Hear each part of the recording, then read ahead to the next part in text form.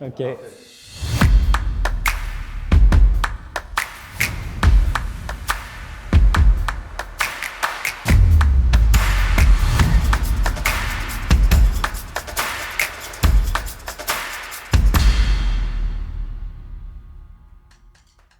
Bonjour, je suis Alexis Châtenay, cofondateur de Cook & Run et spécialiste en nutrition sportive.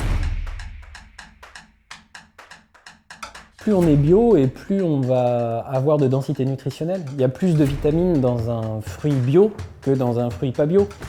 Et en plus, tu n'as pas tous les intrants de synthèse qui sont mis dans l'agriculture et que tu vas retrouver naturellement dans ton fruit ou dans ta céréale. Donc c'est ça de moins à gérer pour l'organisme, parce que le corps, en fait, il ne sait pas quoi faire d'un résidu de pesticides.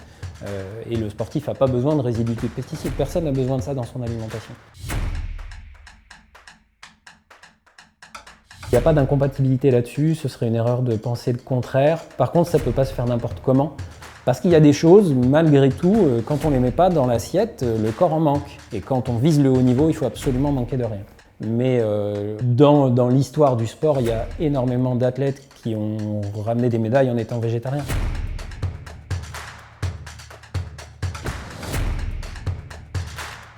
La Fédération française d'athlétisme m'a accompagnée notamment sur ma nutrition depuis maintenant un an et demi, enfin davantage par rapport à avant. Et ils m'ont amené à me re-questionner sur mon apport en protéines, notamment animales, que j'avais beaucoup diminué de par mes convictions écologiques.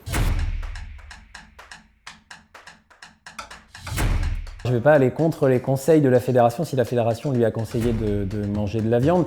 Je sais juste qu'il y a des enjeux autour des sportifs de haut niveau, il y a des craintes que l'athlète passe à côté d'une performance pour X raisons, parce que tel sujet comme l'alimentation pourrait être mal géré. Donc à raison, je pense que la fédération protège en tout cas les athlètes en disant non écoute, on va pas rajouter ça parce que c'est compliqué, parce que peut-être tu sais pas bien le faire.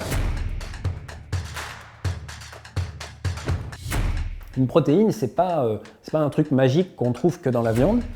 Une protéine, c'est une chaîne d'acides aminés et il y en a un petit peu partout. Donc finalement, l'idée c'est d'aller chercher des acides aminés pour constituer des protéines.